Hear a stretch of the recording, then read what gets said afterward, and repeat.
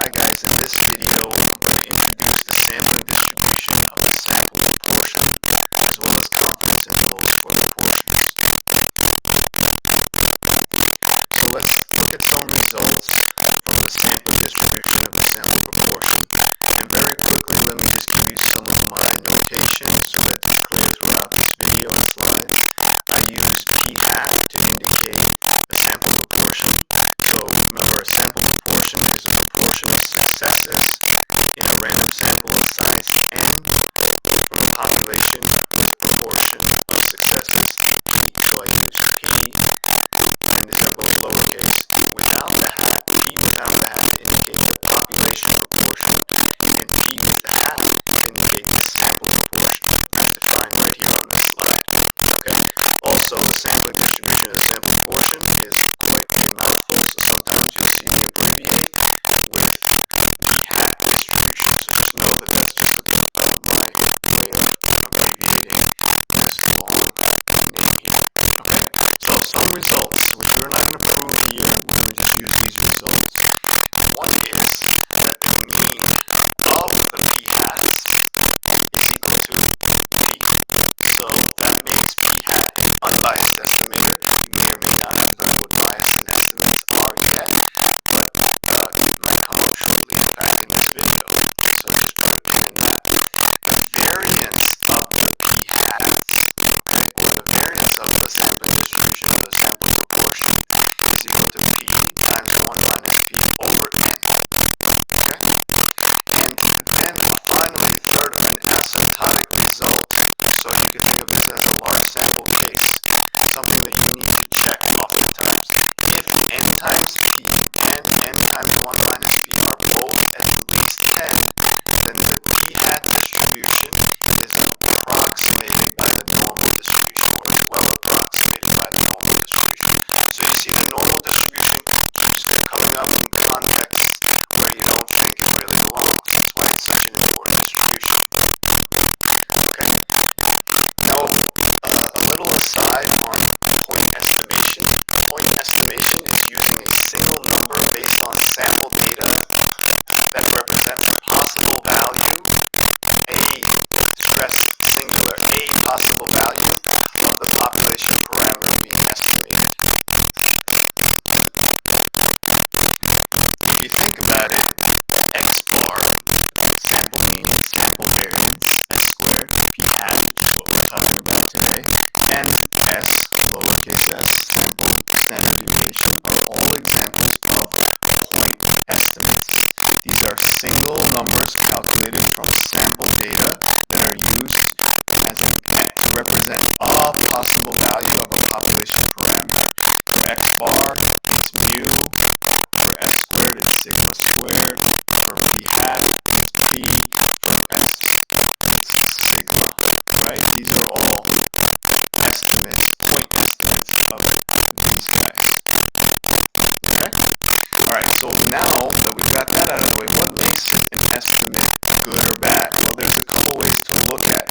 We're going to just focus on one, and that is that is whether or not the estimate is biased. So what is an unbiased estimate? An unbiased estimate is an estimate whose mean or expected value is equal to the population parameter being estimated. So if you just recall the previous slide, I said that p hat is an unbiased estimate of p. Well, result 1 shows us, if we accept it, that p hat is in fact an unbiased estimate. Why? Because the mean of p hat equals what it's trying to estimate. So therefore, p hat is an unbiased estimate. An estimator, an estimator is unbiased if, on average, it hits the true parameter value. That is, the mean of the sampling distribution of the estimator is equal to the true parameter value. Okay? And here, based on your level of sophistication, you can also break all this down in a more mathematical way. The bias of an estimate, delta hat representing just a generic estimate. Okay? So you could fill in the blank here, x bar, p hat, and squared s as some examples of things you probably have already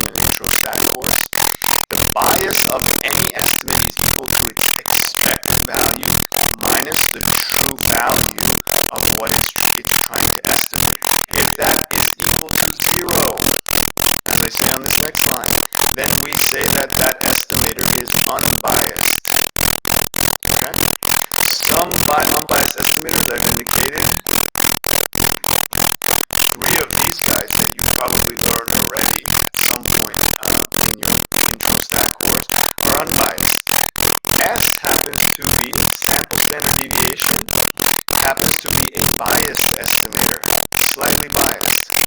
So here are some biased estimators. Okay. Now, does an estimate, how do we judge an estimate? Is it bad if it's biased?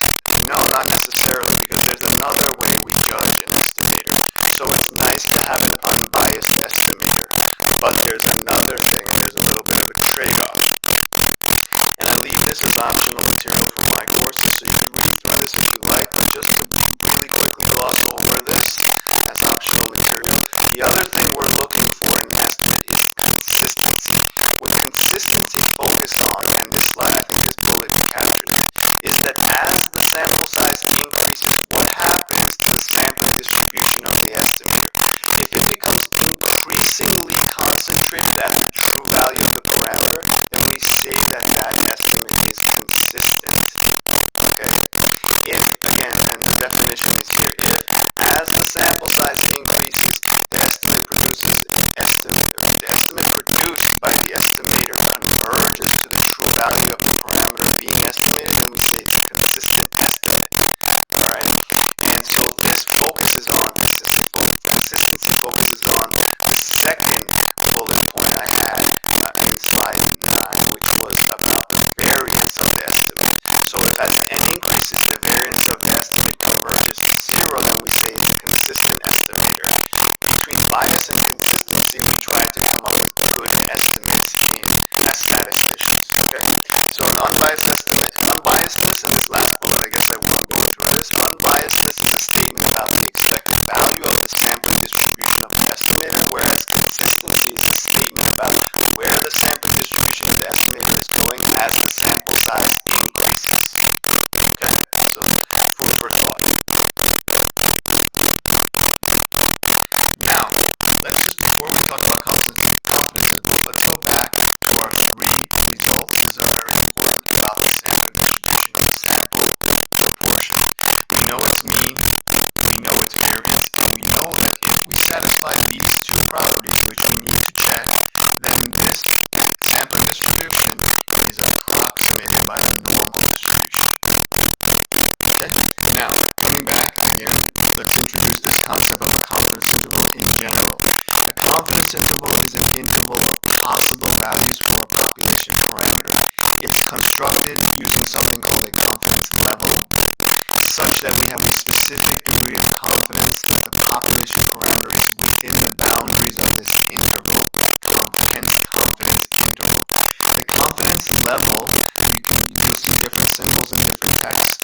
You can see here is the success rate of the method used to construct the confidence interval. It ranges from 0 to 1. It's typically set at 90, 95, 99%. Okay? And the confidence interval is usually reported using this kind of notation where you have these open intervals, an upper and a lower bound.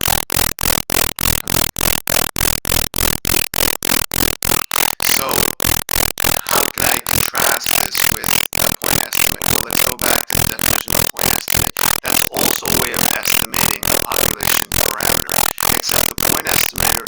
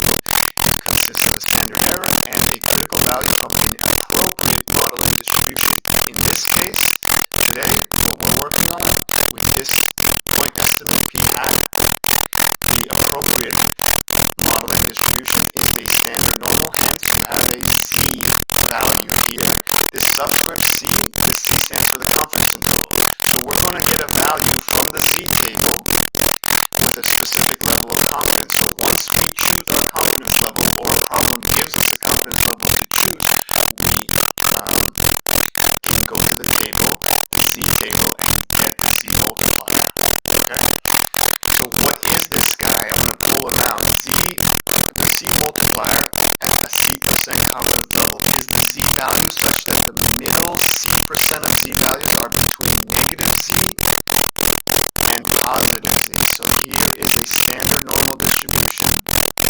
Okay, there's center at 0, standard deviation of variance 1, and here is negative ZC, and here is positive ZC, and so let's replace C with 0.95.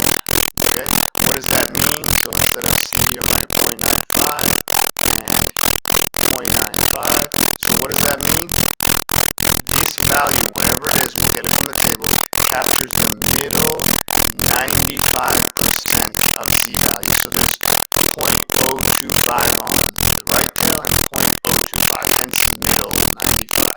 Okay, so if you look that up, you'll have to do a little bit of work depending on your table. So you split this number in half, that becomes 0.475, right? 0.475 on each side here.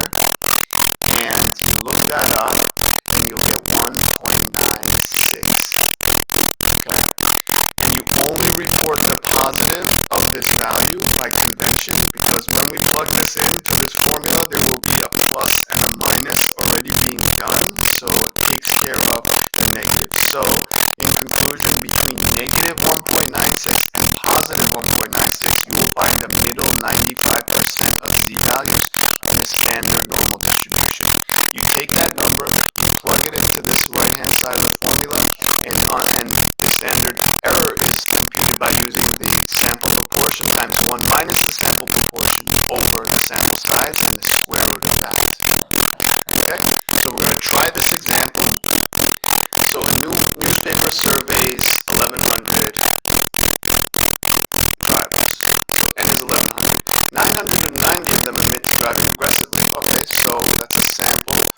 And 990 are over 1,100 are driving aggressively in the past 6 months. We're asked to get a 90% confidence interval. So C is going to be 0.9.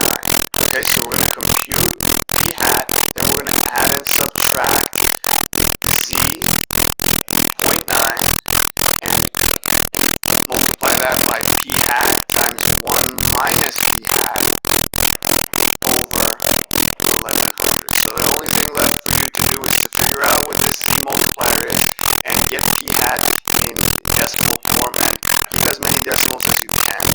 Once you do that, you add and subtract, and you'll have a left hand and a right hand side of this interval, or I should say a lower boundary and an upper boundary.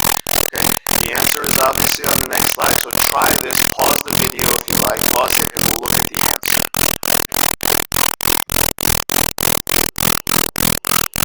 Okay? So we confirm that n times p and n times 1 minus p are at least 10. We don't have p, so we use p hat in its place. Okay? These are checked. Okay? Z 0.9, so the Z multiplier for the 90% confidence level is 1.645. Okay, N is 1100 as indicated before. P hat is 0.9, just so happens P hat is 0.9. Okay, same as our C level, don't confuse those two. Okay, and then we just plug all this in, we add and we subtract the margin of error, which is what I put in the box around the 0.9, and we get 0.885 and 0.915. And we would conclude in words that we are 90% sure that the true proportion of drivers who drove aggressively in the past 6 months is between 88.5% and 91.5%. And that's the conclusion of a confidence interval.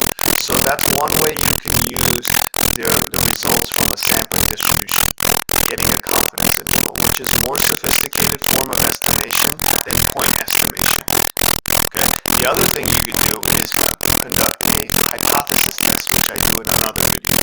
So I hope this was helpful. Be sure to like, share, and comment. Until next